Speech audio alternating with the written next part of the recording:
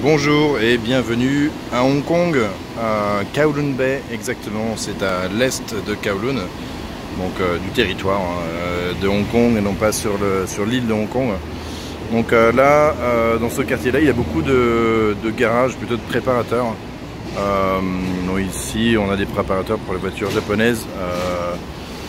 Voilà, ce préparateur-là, HKS, est spécialisé pour les Honda type R. Là, devant nous, il y a une Civic Type R toute propre.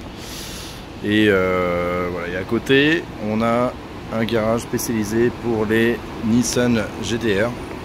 Donc il y a une là qui est extrêmement préparée presque à l'extrême, on va dire. Voilà, je ne saurais pas décrire tout ce qu'il y a, mais en tout cas, il y a beaucoup de carbone. L'échappement a l'air d'être modifié également. L'aileron énorme et voilà, il y a la double plaque, donc plaque chinoise et plaque de Hong Kong.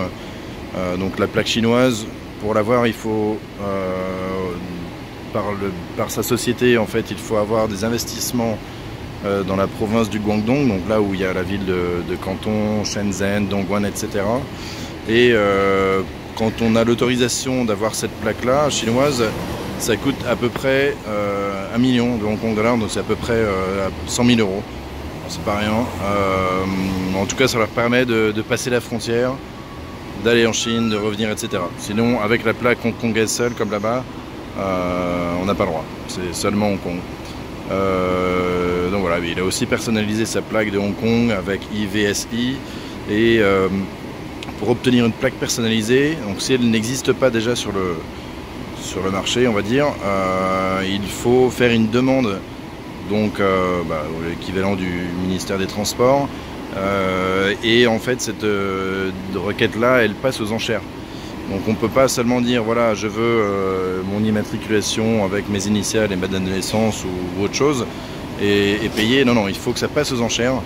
Et ensuite, s'il n'y a personne d'autre qui l'achète, c'est le minimum de l'enchère, c'est 500 euros, 5000 dollars hongkongais, donc voilà, un peu plus de 500 euros.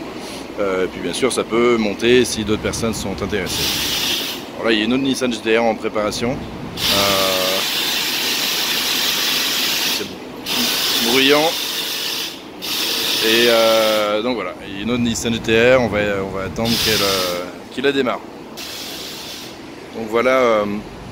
En attendant, on peut passer à côté. Il y a d'autres garages ici. Il y a une belle, moi je la trouve magnifique. C'est la Tesla Model X en rouge avec la Shadowline, donc tout ce qui est, il n'y a pas de chrome, hein, tout est noir mat, donc c'est rouge et noir. Belle jante noire, les poignées aussi sont noirs, le toit est noir. Voilà, l'arrière, la bande est noire également. Vraiment, elle est pas mal du tout. On a ici un garage avec quelques voitures sympathiques, une Gallardo première version, il y a une Rolls Royce, une Bentley en haut, une Bentley Harnage peut-être. Là il y a une Ferrari qui a été accidentée, on voit là le disque de frein qui est complètement cassé. On va essayer de zoomer dessus, voir ce que ça donne. Donc ouais, c'est pas très beau à voir.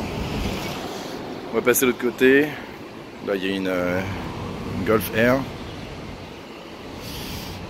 Et voilà, il y a voilà, la Ferrari de derrière.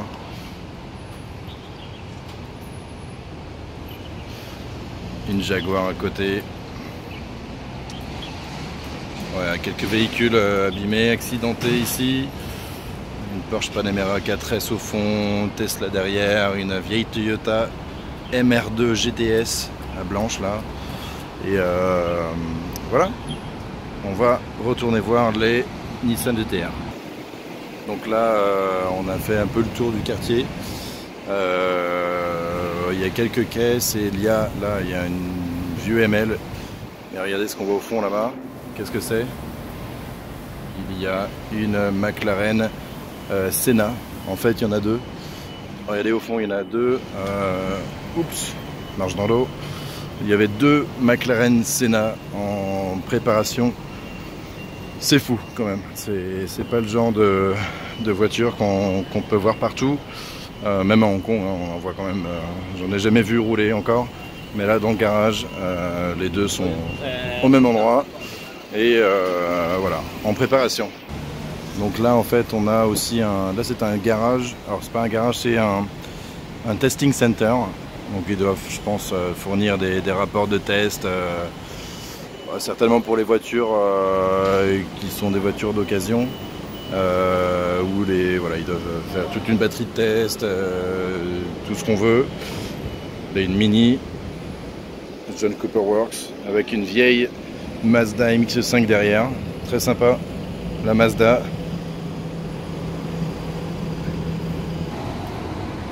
Alors voilà, on revient au premier garage, donc celui de la Nissan, enfin de Nissan GT-R. Voilà, il y a ici l'école internationale anglaise, la British International School, Cadet School de Kowloon Bay. Mais voilà, celle-ci n'est pas terminée, je pense qu'on ne pourra pas l'entendre de sitôt et on va essayer de revenir tout à l'heure, mais bon, on ne va pas rester indéfiniment ici à attendre qu'elle démarre.